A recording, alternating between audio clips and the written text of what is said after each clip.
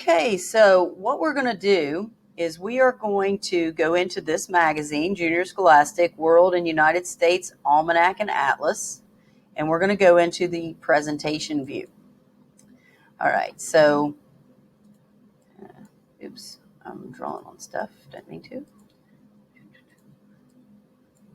Let's first look at the map that we're supposed to use, and this is on pages 12 and 13 of that particular magazine.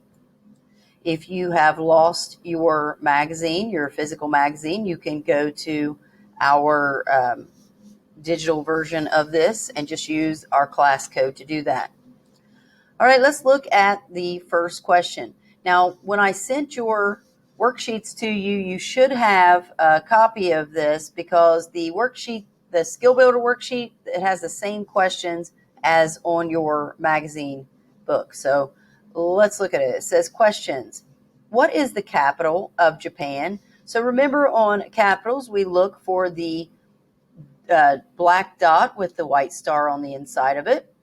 National capitals. And Japan kind of reminds me of a seahorse. Here's Japan.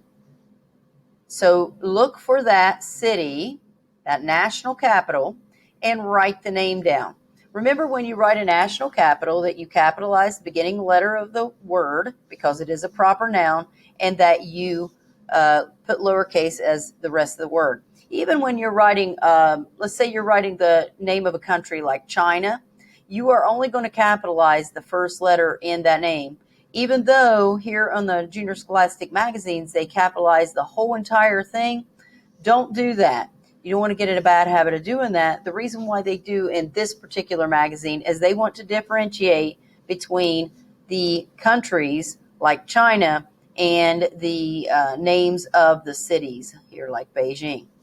All right, let's look at number 2 on this. So number 2 says, what is the approximate latitude and longitude of that city? So you go to the capital of Japan, and then you're going to find the latitude first, then the longitude. Let's go ahead and go here to Taiwan and do that one just to show you how to do this. So if I'm going to find the latitude and longitude of Taipei, Taiwan, which I don't know if I'm saying that right, but we'll try. Okay, click that again. All right, so I'm going to try to find out what 2 latitude lines it's in between first. So I'm going in between the 20 and the 30. So what I like to do is always just put like a line that's exactly in the middle of these 2. And then see, if that's exactly on that line or if it's, up above or below. That'll help us decide what number to give it. So directly between 20 and 30, I know is 25. So if this is 25, I know that this is the dot right here that I'm trying to find out. It's going to be between 25 and 30. It's really close to 25, if not on it. So I might say it's 26 degrees north, comma. Now, we've only done part of the coordinates. Now we have to give the longitude. So the first answer is 25. We'll say 26 because it's a little bit above that line that I've made. 26 degrees north, comma, and then I'm going to erase this so it doesn't interfere with the way I have to think here.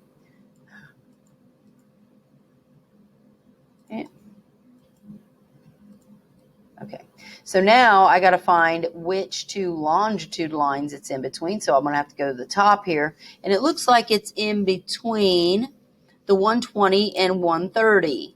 So here is 120. I'm going to hurry up and write it down so I don't forget.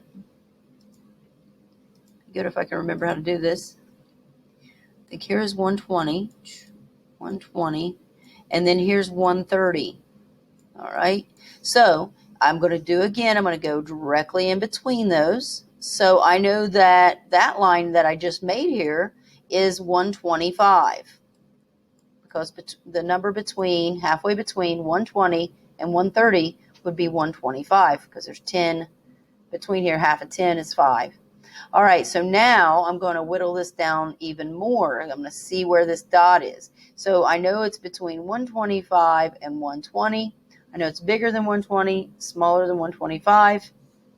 I'm going to put 4 marks in between these two lines, so that way I have 5 sections, almost equal sections. So it's about 2 hatch marks over, 120, 121, 122. So I would say this is 122 degrees, and then I got to go back up here and look and see if it's east or west. So these are easts. They're all labeled E's. So I would know that this is an E. Okay, so that would be the coordinates to this particular spot in the world. All right, so that's how you do coordinates. Now, remember, you're not doing coordinates of that particular place. You are doing coordinates of the capital of Japan.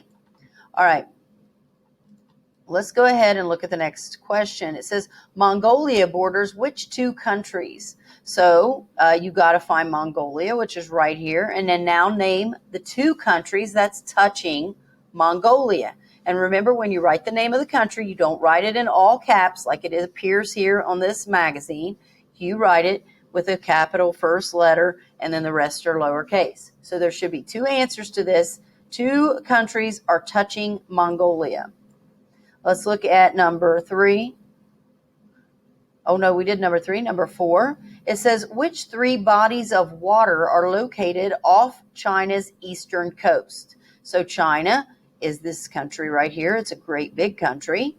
And there are 3 bodies of water that are on the east coast that are touching the place where the water meets China. And you're going to name those 3 bodies of water.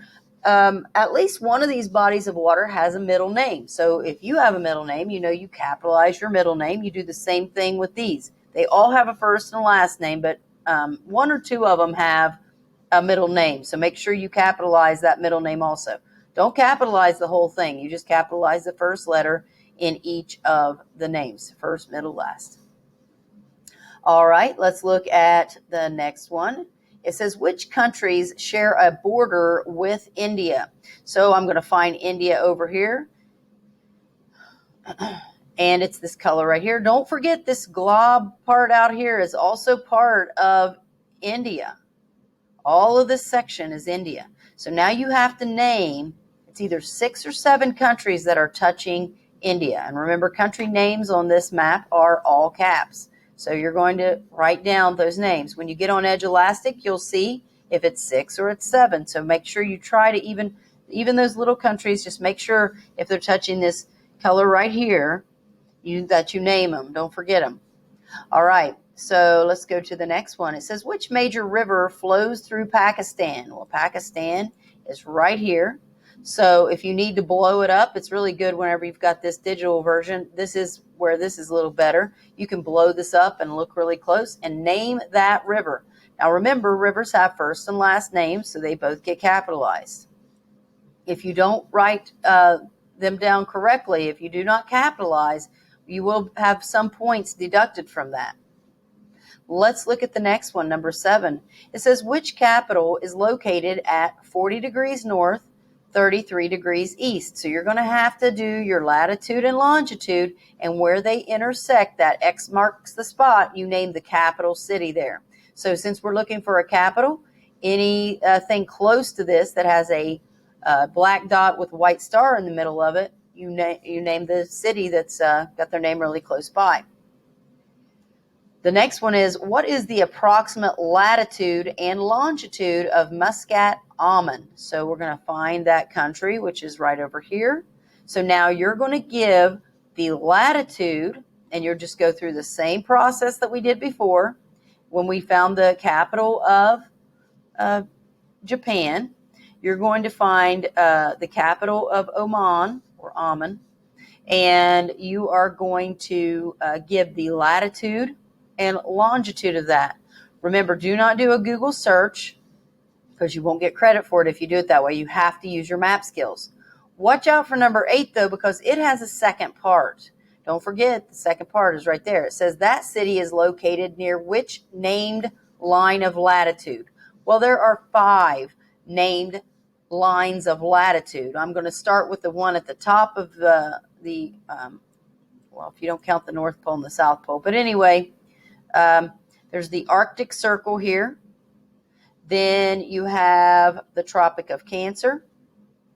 Then you have the equator.